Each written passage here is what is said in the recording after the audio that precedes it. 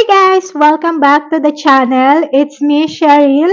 And today, pag-uusapan natin ang isang medyo sensitive pero super real na topic. Utang. Yep, yung magic word na minsan kayang sumira ng friendship, pamilya at minsan pati na tiwala.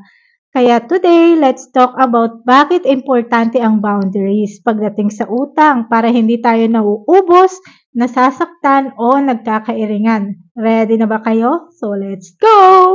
1. Direct and firm. Totoo, hindi porket umutang ka, karapatan mo nang i-demand kahit ano. May limitasyon dapat, hindi pwedeng abusuhin ang kabaitan na nagpautang. Number 2, thoughtful and balanced. Oo, kasi kahit pagtulong may hangganan. Dapat may respeto sa parehong panig. Utang ay tulong, hindi obligasyon. May responsibilidad ang umutang at nagpautang. Number 3, practical and realistic. Dapat malinaw ang terms para walang gulo sa huli. Hindi lahat ng kaibigan o kamag-anak pwedeng lapitan pag may kailangan. Kailangan din nila ng boundaries. Number 4, casual and relatable.